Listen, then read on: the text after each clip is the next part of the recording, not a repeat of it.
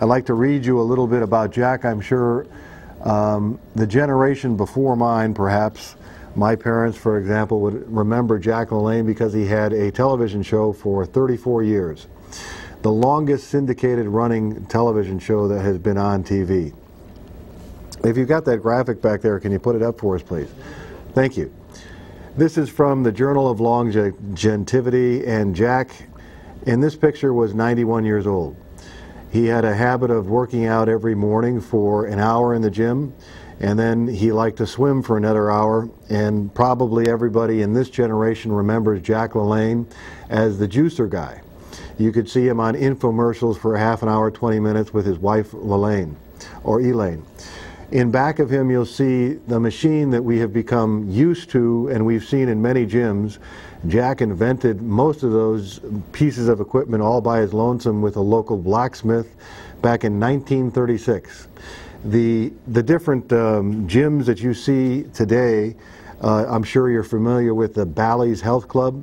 Jack started the Bally's, it wasn't called Bally's then, but he started in 1936. So we're going to tell you a little bit about what was going on. The television show just before us was talking about organic foods and organic labels. Well, here is the godfather of fitness, and one of his favorite sayings was, "If man made it, don't eat it." And you'll also know, if you happen to watch Jack LaLanne on his infomercials with his juicer, he stressed organic, natural food. The closer to God, the closer to nature, the less man interfered with it, the better off you are. And he's a living testimony of this. I also wanted to point out something else. He's not the first apostle, if you will, or disciple of fitness that has spoken. Many years ago, we brought along an old plaque from the office here of Edison. Edison had a saying that says, "The doctor of the future will give no medication, but will interest his patients in the care of the human frame, in diet, and in the cause and prevention of disease." Now, interestingly enough, I believe this says Edison died in 1931.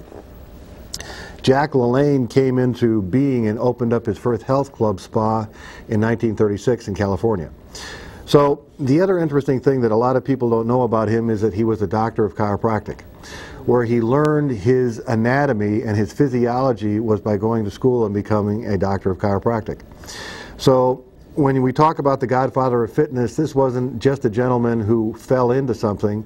This is a young man in the 30s that, in the end of the Depression, started something that people thought he was nuts about, thought he was a real charlatan.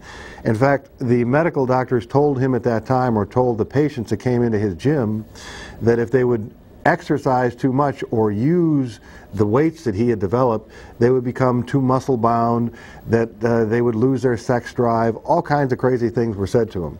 But now, as we can tell from Jack's life, he lived to be 96. He said, "Exercise is king and nutrition is queen. You put the two of them together and you have a kingdom." And his life is evidence of that fact.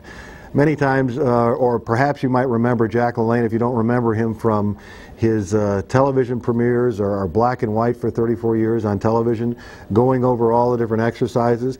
He invented jumping jacks. He broke the Guinness record on doing chin-ups and pull-ups. He did 1,000 in an hour and 22 minutes. He did all kinds of interesting things, but where I remember seeing him was when he was 70 years old, and he chained himself, handcuffed himself, and went in the water off the coast of California and swam and pulled 70 boats with 70 people in the boats along a stretch of beach there. So there was a lot of interesting things that he did. He's got some interesting sayings. I don't know if you remember the breakfast drinks. I remember the Carnation breakfast drinks when I was a kid. He developed those. He was the first one to develop those particular energy replacement drinks, or instant breakfast. He also had some sayings, and when he was 91, he was interviewed, and he said the following: "You've got to work at living. Anyone can die. Dying is easy. Living is a pain in the butt. Goals and challenges are necessary, and you are the most important person of all." If I said to you, you can buy a brand new $100,000 car, a Mercedes, whatever you want to buy, whatever luxury vehicle you want, most of us would not say, "Okay, great, give me a $100,000 car, or I'll pay for it," whatever the case might be. but you try and maintain the longevity of that particular vehicle. And my point is, we take better care of our cars than we do of our bodies. Let me give you a more specific example. If you looked at your $100,000 Mercedes and you noticed that the front tires were worn out, very few of us, especially men, I hope, would not say, oh well, I'll take the tires off the back and I'll put them on the front and put the front tires on the back and I'll just run those tires until they're bald too. That would obviously not make sense. So when we teach, or when we are taught about the different things that we can do to maintain our bodies, exercising in this particular example in Jack LaLanne, we often stress that this is the same scenario that we use to maintain our house, to maintain our car. We want to increase its ability.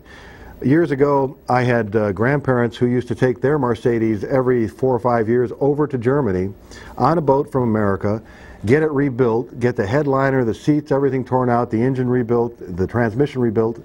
They came back with the same car. I don't know if they painted it or not, but it was ready for another 100,000 miles.